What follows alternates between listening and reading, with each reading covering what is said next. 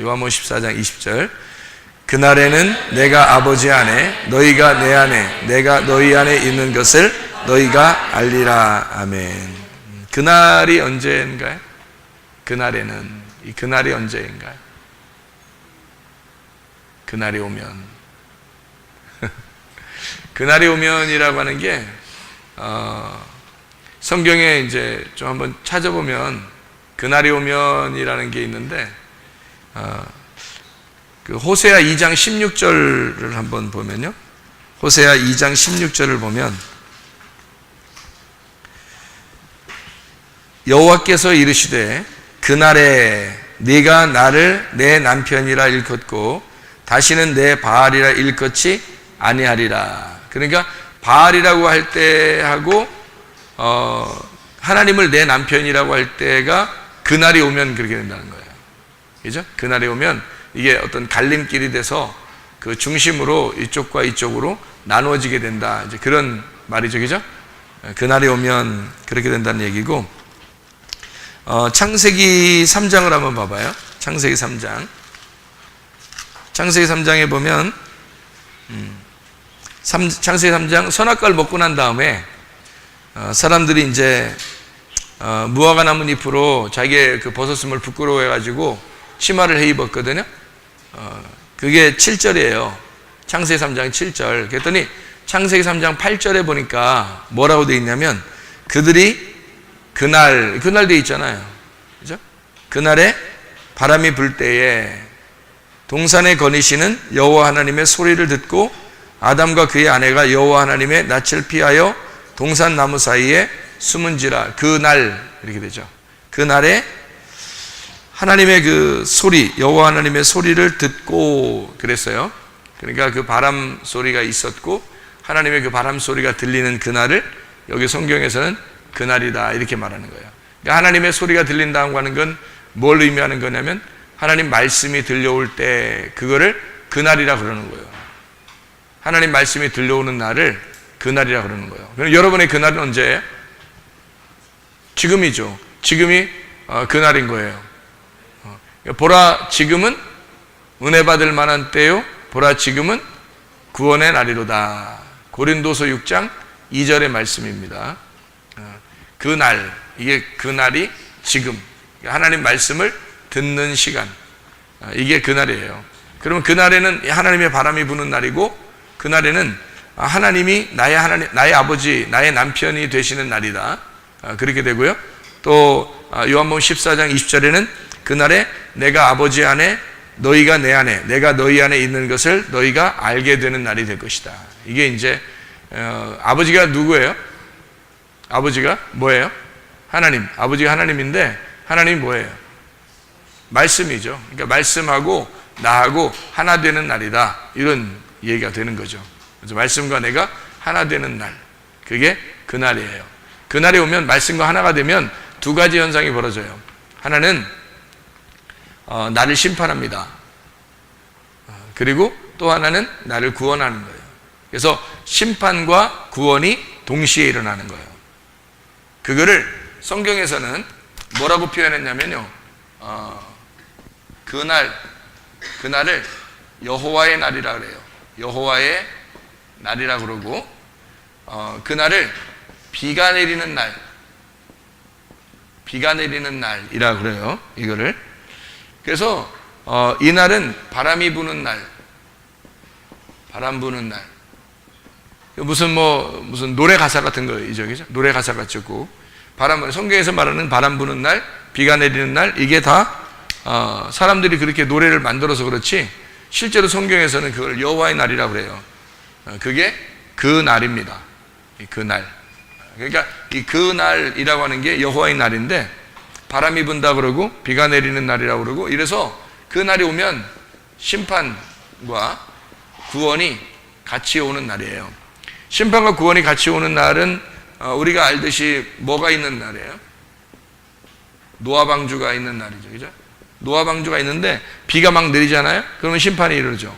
근데 이 안에 있는 사람들도 구원을 받아요. 그래서 심판과 구원이 동시에 일어나는 날을 그날이라 그렇게 말하고, 바람이 막 불어와요. 여호와의 바람이 막 불어요. 여호와의 소리가 막 들립니다. 그러면 하와하고 아담이 어떻게 해요? 부끄러워서 자기의 몸을 가리게 되는 날이 되는 거죠. 자기를 심판하는 날이 되는 거예요. 그날이. 그런데 이제 그날 하나님이 다 심판하고 난 다음에 그 가죽옷을 입혀서 보내는 그런 용서하는 하나님을 볼 수가 있죠. 그것처럼 심판과 용서가 같이 나오는 그게 이제 그날이라고 하는 거예요. 성경에 나오는 그날. 그날이 되면 다 하나 된다. 그날은 하나 되는 날이에요. 하나 되는 날. 하나가 되려면 다 무너져야 되겠죠. 깨져야 되고 무너져야 된다. 그날이 바로 하나 되는 날이에요. 그날 다 깨지는 날이에요. 다 죽는 날. 그래서 죽는 날이 오게 되면 그 다음에 이제 부활하고 사는 날이 오는 거죠. 그래서 죽음과 부활이 같이 있는 거죠. 죽음과 부활이 같이 있는 날. 죽음과 부활이 같이 있는 날은 노아 방주가 아주 대표적으로 되어 있죠. 노아 방주를 뭐라 그러면 무덤과 같다 그렇게 얘기했어요. 그럼 무덤이라고 하는 건 죽음과 부활이 같이 있는 곳이죠, 그죠? 무덤 같은. 그리고 또 모세의 갈대상자. 모세의 갈대상자. 이것도 역시 그 죽음과 부활을 같이 동시에 나타내주는 그런 말씀들이죠. 그런가 하면 이제 요거를 법궤라고도 할 수 있어요. 법궤. 그래서 이 법궤를 여러분이 볼 때 법궤가 어떤 사람에게는 굉장히 무서운 법궤가 되는 거예요. 그런데 어떤 사람에게는 그 법궤가 하나님을 만나는 장소가 되는 거죠. 그러니까 법궤 뚜껑 열리면요, 심판합니다. 속에 있는 말씀이 나와서 심판해요. 그런데 법궤 뚜껑이 닫히면 그 뚜껑, 법궤의 뚜껑이 이렇게 딱 닫히면요, 그 뚜껑을 뭐라 그러면 속죄소라 그래요. 속죄소. 죄를 용서하는 의자다. 이렇게 얘기해요. 그러니까 하나님이 거기 앉아서 뚜껑 안 열리도록 딱 앉아 있다는 거예요. 그러면 이제 이게 뚜껑 안 열리니까 죄가 용서된 거죠.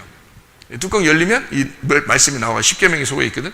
십계명이 나와서 이 사람들 율법으로 심판해 버리는 거예요. 근데 그 율법을 십계명 안에 집어넣고서 법궤 뚜껑을 딱 닫아놓으면 그 뚜껑이 은혜의 자리가 되는 거예요. 그래서 시은좌라고도 하고 속죄소라고도 하는 거예요. 시은좌, 속죄소가 같이 있는 게 법궤다. 거기는 율법이 있지만 그것을 덮어놓고 사랑하겠다라고 하는 것은 그럼 구원이 오는 거죠. 그래서 죽음과 부활이 같이 오는 거예요, 법궤가. 그래서 이 법궤를 볼 때, 성경의 법궤를 볼 때 어떤 사람은 무섭고 어떤 사람은 사랑스럽고 그렇게 되는 거죠. 그게 아버지의 모습과 같은 거예요. 아버지의 모습은, 어머니의 모습은 이렇게 뭐 한없이 사랑하죠. 어머니 모습은 그냥 무조건 뭐 사랑하죠. 그렇지 않은 어머니들도 있는데, 어머니 모습을 보면 한없이 덮어주고 사랑하고 그런 모습이잖아요. 자기를 감싸주고 사랑하고 덮어주는 그런 사랑의 그 모습이죠. 그게 어머니의 모습이에요. 그런데 아버지의 모습은 안 그래요. 아버지 모습은 정말 사랑하는데 그런데 어떨 때는 무섭단 말이에요. 그러니까 무섭기도 하고 사랑스럽기도 한 거예요. 그러니까 탕자가 나갈 때는 아버지 무섭다고 막아버려서 같이 살기 힘들다고 나갔어요. 나갔다가 가만히 생각해보니까 아버지가 날 사랑하시는 거예요. 그래서 아버지한테 돌아올 때는 아버지가 자기한테 막 달려와가지고 자기를 안아주고 상속자로 삼고 그런 하나님 아버지의 모습을 볼 수 있죠. 그러니까 먼저는 하나님을 떠나는 탕자, 그리고 하나님 아버지께 돌아오는 탕자예요. 탕자가 두 번 다 경험을 하는 겁니다. 아버지를 떠날 때는 아버지의 재산을 나눠가지고 나가서 둘로 나눠서 아버지와 아들이 떨어져서 아버지가 항상 어렵게 느껴지는 아들이었고, 그래서 아버지가 너무 어려워서 어렵게 돌아가려고 했는데 가보니까 하나님 아버지가 엄청 빨리 달려와서 자기를 사랑하더라. 그래서 사랑의 아버지를 또 경험하는 거죠. 그래서 이제 아버지로부터 죽었다가 다시 아버지에게 돌아오는, 부활해서 돌아오는, 그게 아버지의 모습이에요. 그러니까 법궤가 아버지의 모습과 같은 거죠. 하나님 아버지의 모습과 같은 게 법궤가 되는 거죠. 그러니까 죽음과 부활을 동시에 나타내 주고 있는 것이 그날입니다. 그날, 무슨 말인지 알겠죠? 그죠? 그날. 그래서 그날이 와야 돼요, 여러분에게도. 그날이 와야 여러분에게도 심판이 오고 구원이 오는 겁니다. 그러면 이제 그날이 오면은 말씀을 깨닫게 되는 날이에요. 그날이 오면. 그래서 말씀을 깨닫게 돼서 그날이 돼야 말씀을 깨닫게 돼요. 여호와의 날이 오면 말씀을 깨닫게 되는 거예요. 비가 온다는 것도 말씀을 깨닫게. 이게 동시에 이 성경이 두 가지를 다 나타내주고 있는 게 성경에서 뭐냐면 성경이 나무로 따지면 선악과하고 생명과예요. 그러면 이거를 둘 중에 하나만 알면 돼요? 안 돼요? 안 돼요. 두 개를 다 알아야 돼요. 그래서 두 개를 다 아는 것이 성경을 아는 거예요. 두 개를 다 아는 것이. 그래서 성경을 이제 알아간다는 거예요. 성경 알아간다. 그러니까 성경이 한꺼번에 막 한 번에 다 알아졌다 이런 건 아니에요. 성경이 다 알아가는 거예요. 여러분과 제가 다 알아가요. 오늘도 이 말씀을 같이 좀 알아가는 그런 시간을 좀 가지려고 할 텐데, 요 알아가는 거예요. 이렇게 알아갑니다. 이렇게 알아가는데, 뭐를 그린 것 같아요? 3일길을 그린 것 같죠, 그죠? 이게 1일길, 2일길, 3일길을, 3일길을 지나고 나면 여기가 이제 부활이 되는 거예요. 부활의 8일 이게 되는 겁니다. 이 3일길을 가는 동안에 처음에는 원래 여기가 애굽 같은 곳이고, 여기는 광야와 같은 곳이고요.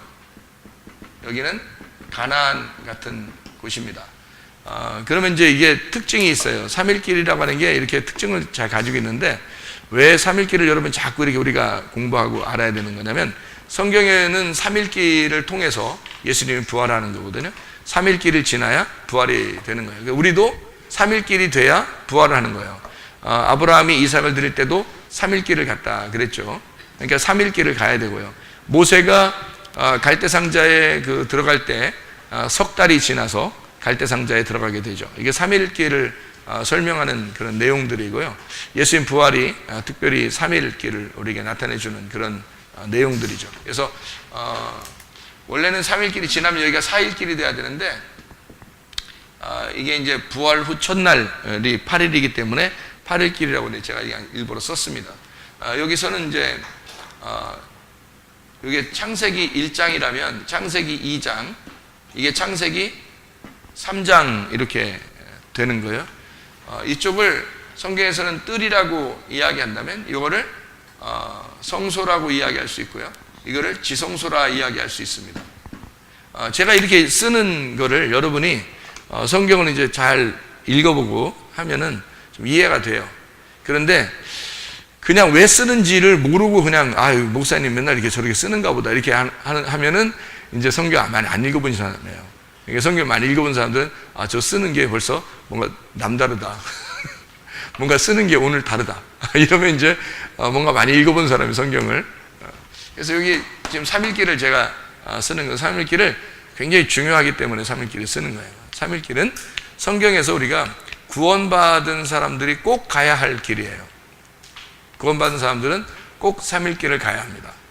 그러니까 3일길을 안 가면 안 되냐라고 누가 물어보신다면 안 됩니다 라고 얘기할 수밖에 없어요. 왜냐하면 3일길이라고 하는 건 우리에게 꼭 주어진 하나님의 날이기 때문에요. 하나님께서 이걸 정해서 3일길을 가도록 우리에게 만들어요. 구원받으면 반드시 3일길을 가도록 만들어놔요. 그렇기 때문에 이게 벗어나서 이렇게 할 수는 없습니다. 벗어나서. 그러니까 3일길이라고 하는 걸 꼭 알고 있어야 된다. 이거를. 그래서 이걸 벗어나서 그리스도인의 생활하기는 어렵다.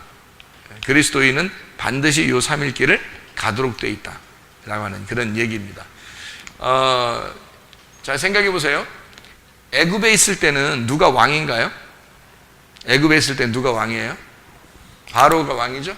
애굽에서는 바로가 왕이에요. 광야에 가면 누가 왕이죠? 모세가 왕입니다. 가나안 땅 들어가면 누가 왕이에요? 여호수아입니다. 여호수아니까 이걸 이제 예수님이라고 할 수 있죠. 그죠? 예수님이라고 할 수 있죠. 그러니까 여기서 1단계에서 2단계로 갈 때, 1단계에서 2단계로 갈 때는 뭐를 통과해요? 뭐를 통과해요? 홍해바다를 통과합니다. 홍해바다.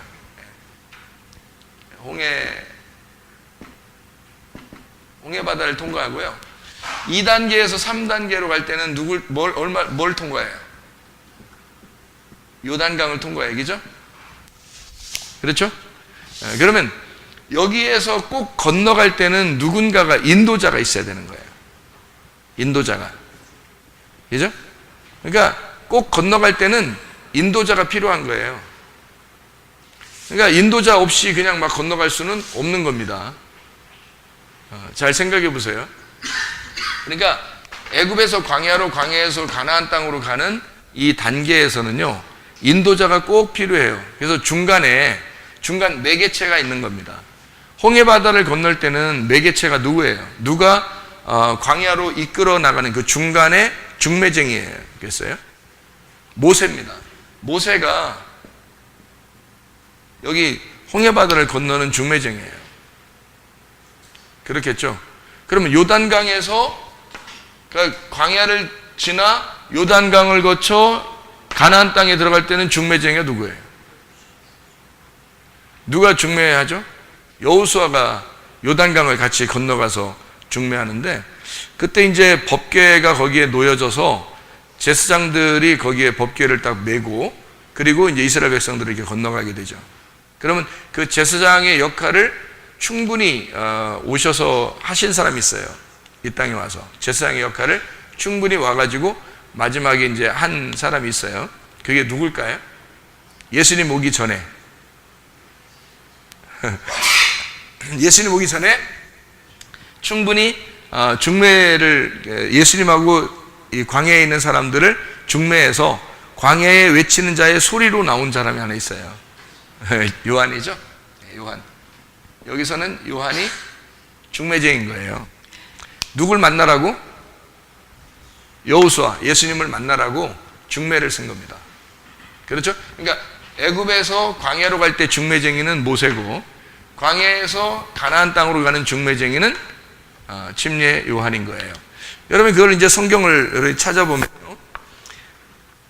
마태복음 11장을 여러분이 보면, 마태복음 11장 12절 13절의 말씀, 마태복음 11장 12절 13절의 말씀에 보면 이런 말씀이 있죠.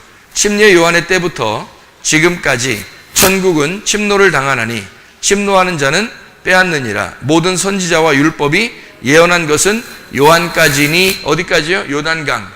요단강까지니. 거기가 요단강에서 예수님을 침례를 주고 침례 요한의 사역은 끝납니다. 그렇죠? 요한까지 모든 율법은 여기까지예요. 그래서 여기서 끝낸다, 그런 이야기를 하는 거거든요. 누가복음 16장 16절도 똑같은 얘기인데요. 누가복음 16장 16절에 이런 말씀이 있죠. 뭐라고 되어 있냐면, 율법과 선지자는 요한의 때까지요, 그 후부터는 하나님 나라의 복음이 전파되어 사람마다 그리로 침입하느니라. 이런 이야기가 있습니다. 그래서 뭐 침노한다 뭐 이런 얘기도 있고, 이게 막 강탈한다 그런 말도 있고 그러거든요. 그러니까 애굽에서 광야로 나아가는 이 여정에서요, 홍해바다를 거쳐야 되거든요. 그러니까 이 홍해바다를 뚫고 가야 돼요. 그러니까 뚫고 가는 거를 뚫고 간다라고 해서 요거를 뚫고 간다, 이렇게 뚫고 간다 해서 요거를 침노라고 할 수 있죠. 침노는 강탈입니다. 강탈이라고 하는 건 죽인다는 겁니다. 이게 죽여. 그러니까 한마디로 말하면 홍해를 바다를 죽여서 넘어가는 거예요. 홍해바다를 또 죽이냐고 또 그럴지 모르겠는데, 여러분이 홍해바다라고 생각해 보세요. 여러분이 홍해바다야. 그럼 홍해바다를 내가 건너가야 되겠어. 홍해바다를 어떻게 건너가겠어요? 쪼개가지고 건너가는 거잖아, 이게죠? 쪼개서 건너가잖아. 그러면 홍해바다 입장에서 어떻게? 죽은 거지. 그래서 홍해바다를 쪼개서 내가 건너간 거니까 홍해바다가 죽은 거지. 그렇죠? 그래서 강탈하는 자예요. 천국은 다 강탈해. 누가? 내가 강탈해서 가는 거예요. 내가 그를 죽여서 가는 거예요. 그럼 홍해바다는 그럼 누구예요? 그럼 예수님인 거죠. 그러니까 휘장이요. 뜰 해서 성소에서 지성소로 가는데 휘장이 이렇게 중간에 두 개가 나타납니다. 하나는 성소로 들어가는 휘장이고요, 또 하나는 지성소로 들어가는 휘장이에요. 성소로 들어가는 휘장, 지성소 들어가는 휘장이 이게 이제 찢어져야 되는 거거든. 그래서 이거를 찢어 죽여. 이게 강탈이에요. 찢어 죽여, 이게 강탈이에요. 무서운 얘기죠, 아주. 우리나라 말이 좀 어떤 건 무서워요. 찢어 죽이면 이제 강탈하는 거고, 그러면 넘어가는 거란 말이에요. 그게 예수님이 이렇게 말해요. 나를 찢어 죽여라. 그리고 나를 밟고 지나가라 라고 하는 거예요. 그래서 밟고 지나가라 해서 그거를 길이라고 하는 겁니다. 요거를 길이고, 요 밟고 지나갔더니 또 예수님이 자기가 죽는다는 거예요. 이게 심판이라고 그러거든요. 그래서 요거를 진리라고 그래요. 진리는 뭐예요? 죽는 걸 진리라고 그러죠, 여러분. 하늘의 왕이 이 땅에 와서 죽는 걸 진리라고 그래요. 그래서 하나님만이 영원히 왕이 되신다 하는 것을 에메트라고 그러고요. 그리고 알레테이아라고 하는 건 감추어진, 이렇게 뚜껑이 덮인 거를 갖다가 요거를 열어줬다 해서 그걸 진리라고 그러는 거예요. 그러니까 열어준 거예요. 열어준다는 것은 어떻게 봐요? 요단강이 열렸어요, 안 열렸어요? 열렸죠. 그래서 요단강을 열어서 알려주는 거예요. 그 안에 거를 보여주는 거예요. 그걸 진리라고 그런다고. 알레테이아라고. 그래서 이게 진리. 길에서 진리로 가면 뭐가 나와요? 이렇게 진리로 넘어가면요, 그러면 생명이 나오는 거예요. 그래서 예수님을 뭐라 그러냐면 내가 길이요 진리요 생명이라 이렇게 하는 거예요.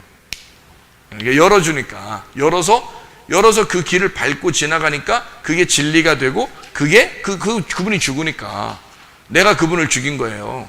여러분, 예수를 만난 사람들은 다 뭘 만나요? 내가 예수를 죽였구나라는 걸 깨달은 게 그 만난 거예요. 내가 예수를 죽였구나. 그러니까 자기가 고난을 당하면 자기가 예수를 죽였다는 사실을 깨달아요. 그러면 그 길을 밟은 거야. 그 길을 밟으니까 그게 진리라는 걸 알았어요. 진리라는 걸 깨닫고 가보니까 생명이 된 거예요. 자기의 생명이 온 거예요. 그러니까 이게 참 중요한 내용이죠. 우리의 그 주인이 바로였었는데요. 그런데 광야에 나가보니까 모세가 우리의 주인이고, 가나안 땅에 가보니까 여호수아가 우리의 주인이에요. 그래서 여기 홍해바다하고 요단강을 이렇게 건너갔거든요. 우리가 건너갔어요. 그래서 3일길을 간단 말이에요. 건너가서 3일길 가는데, 이 3일길 가는데 홍해바다를 죽이고 요단강을 죽여서 넘어갔다고요. 그죠? 다 갈라서 넘어갔어요. 그래서 가나안 땅에 갔거든요. 가나안 땅 가니까 누가 주인이에요? 누가 주인이에요? 여호수아가 주인이에요. 그래서 여호수아가 주인이니까 여호수아가 땅 나눠주는 거예요. 그게 여호수아서예요. 여호수아가 자기 주인 돼서 여호수아가 자기가 땅을 나눠주는 거예요. 그게 자기가 주인이니까 땅 나눠주잖아요. 그러니까 가나안 땅의 주인은 누구라는 거야? 예수님이라는 거예요. 그렇죠? 그러니까 예수님이 자기 땅을 나눠주는 거예요. 예수님이 자기가 주인인데 자기 땅을 나눠주는 거야. 그럼 자기 땅을 나눠주는 게 어떻게 나눠주는 거냐면요, 예수님이 자기 땅을 나눠주는 게 자기 백성에게 땅을 나눠주러 오신 것이 예수님이에요. 자기 땅을 나눠주는 게. 자기 땅이 뭘까 그러면? 가나안 땅이라는 땅이 이게 예수님이에요. 가나안 땅 자체가 예수님이라고. 그러니까 자기 땅에 와가지고 이 예수님이 자기의 땅을 갖다가 나눠줘. 그러려고 주님이 오셨다. 이게 이제 요한복음 1장의 11절에 나와 있는 말씀입니다. 자기 땅에 와서 자기를 나눠주려고 했는데 안 받아주는 거예요. 자기 땅에 왔는데 안 받아줘. 그래서 요한복음 1장 12절에 영접하는 자, 곧 그 이름을 믿는 자들에게는 하나님의 자녀가 된다, 이렇게 말한 겁니다. 영접을 하게 되면 누가 영접하는 거예요? 내가 영접하는. 그러니까 어떤 사람이 생각할 때는 하나님이 날 믿게 해주면 내가 믿겠지, 뭐 그런 놀라운 기적을 통해서 내가 믿겠지, 하나님이 뭐 강력하게 믿게 하면 내가 안 믿겠어? 뭐 그런 얘기. 또 하나님이 치료하시면 내가 치료가 되겠지, 뭐 그런 얘기들. 그럼 이제 하나님이 다 하신다고 생각을 하죠. 그런데요, 자기 땅에 와야 주님이 하시는 거예요. 여호와의 날은 뭐라고요? 반드시 죽음과 부활을 같이 가져와야 된다. 그래서 여기서 3일길을 가야지만이 우리의 인생, 그러니까 신앙생활의 여정은 반드시 3일길을 가면서 우리를 만들어 나가는 거예요. 그런데 사람들은 생각할 때 그냥 저절로 만들어지는 줄 알아요. 그렇지 않습니다. 신앙생활이 그렇게 호락호락한 게 아니기 때문이에요. 그래서 신앙생활은, 여기는요, 애굽에서는 자기의 유전과 전통을 따릅니다. 자기가 알고 있는 것으로 이렇게 신앙생활을 해요. 자기 알고 있는 신앙생활을 한단 말이에요. 자기 알고 있는 신앙생활을 하는데 여기서 어떻게 반드시 건너오래요. 건너오면은 여기 광야에 가면 뭘 주냐면 계명을 줘요. 하나님이 애굽에서는 안 줬던 그 율법, 그러니까 10계명을 광야에서 주는 거라고요. 모세한테. 그래서 계명을 받아요. 그러면 이제 여기서 또 가나안 땅으로 들어가라고 그래. 그럼 뭘 받으라고 그러는 거냐면 진리를 받으라고 그러는 거예요. 그래서 원래 여기서 우리가 1단계에서는 유전과 전통으로 알고 있었던 신앙생활을 하고 있는데 두 번째로 이렇게 가면은 계명을 받아요. 계명을 받는다는 것은 나를 광야에 집어넣고 나를 갖다 조정한다는 겁니다. 조정. 그러니까 하나님이냐 너냐 이 둘 중에 하나를 선택해라 이렇게 조정을 해요. 그게 광야라고요. 그래서 선악과는 사실 어디에 있는 거예요? 여기에 있어요, 여기에 있어요, 여기에 있어요. 선악과가 광야에 있어요. 창세기 2장 써놨잖아요. 다. 그래서 선악과는 여기에 있는 거예요. 그러니까 여기는 창조가 일어나는 거고요. 창조. 여기에서 선악과가 있고 선악과를 먹어서 실패한 사람들에게 생명나무의 길이 있다고 알려주는 거예요. 3장에서. 그래서 창세기 3장은 선악과를 먹은 사람들에게 막 혼내고요. 그 다음에 이렇게 너를 위해서 내가 와서 대신 죽을게 라고 3장에서 약속을 하면서 가죽옷을 입혀서 내보내면서 생명나무가 있다라는 걸 알려주는 거예요. 그러니까 생명나무가 어느 날 와야 되는 거죠. 어느 날 생명나무가 온다는 사실을 알려주는 거예요. 그게 3장입니다. 그러니까 3장에서 실패했어요. 인간들이 실패해가지고 예수님이 오신 거예요. 여기에 오셔서 자기 땅에 와서 자기 백성들을 위해서 자기가 왔는데 사람들이 못 알아보는 거예요. 그러니까 자기 땅에 온다고 하는 건 뭐 이 세상을 얘기하는 게 아니에요. 여러분, 하나님이 이 아들로 예수님으로 이렇게 올 때 이 세상에 내가 왔다 이렇게 말하는 게 아니에요. 자기 땅에 왔다라고 하는 것은 이걸 얘기하는 거예요. 그러니까 그 전에 어떤 세상을 얘기하는 게 아니라 자기 땅이니까 자기가 만든 땅, 그게 뭐겠어요? 성막, 성전이죠. 그래서 성막, 성전이 노아 방주예요. 이게 성막, 성전, 여기에 오는 거예요. 그러니까 자기 땅에 왔다는 것이 요한복음 1장 11절 말씀이거든요. 여러분도 그걸 알아야 돼. 그래서 성경을 그걸 쳐다보고 알고 있어야 이거를 발견을 해요.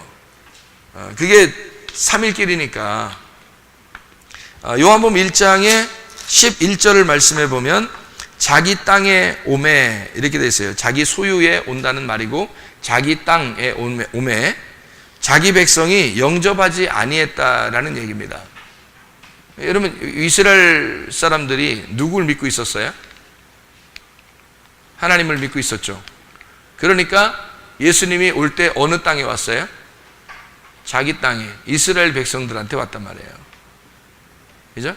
여러분은 우리가 이방인인데 우리한테 왔겠지. 예수님이 우리 세상을 사랑했으니까 하나님이 세상을 이처럼 사랑하사 독생자를 주셨으니 이는 저를 믿는 자마다 멸망치 않고 영생을 얻게 하려 함이라 그랬거든요.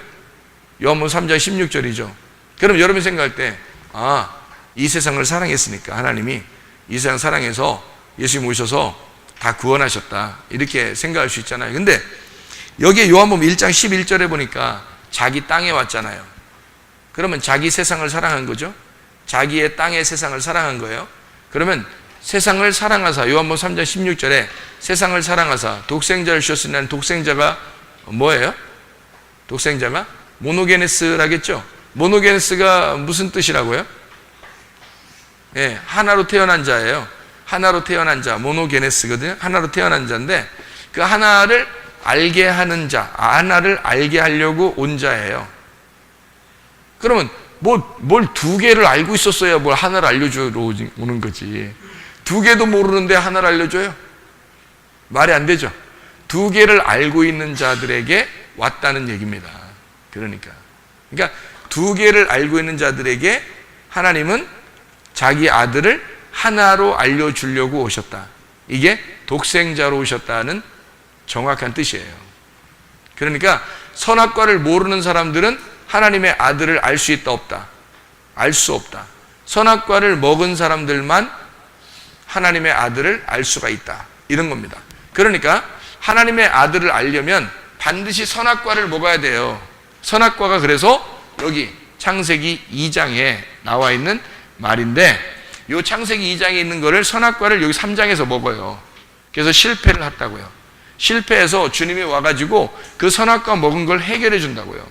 다시 해결해 줘서 여기서 이제 이렇게 되는 거예요. 자, 홍해바다를 건너가지고 요단강을 건넜는데, 홍해바다 건널 땐 누가 중매쟁이라고요? 모세가 중매쟁이라고요. 요단강을 건널 땐 누가 중매쟁이에요? 요한이 중매쟁입니다. 요한이 그때까지라고 했잖아요. 그죠? 요한이 예수님 올 때까지라고 했잖아요. 진리가 올 때까지예요. 그러면 여기에도 중매쟁이가 있다는 얘기야. 여기도 중매쟁이가 있다는 얘기예요. 가나안 땅에서 어디로 들어가는 중매쟁이에요?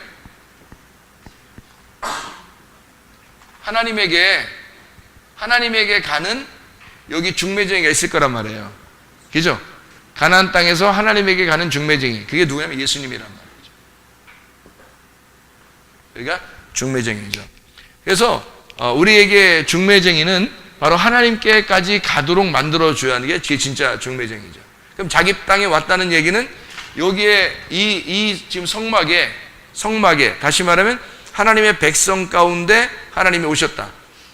하나님의 아들이. 그래서 이 사람들을 사랑해서 독생자 하나로 알게 하려고, 이걸 하나로 만들어 버리려고 오셨다는 거예요. 그 말이 맞죠? 그래야 여기서 지금 요한복음 1장 11절 말씀이 정확하게 되는 거죠.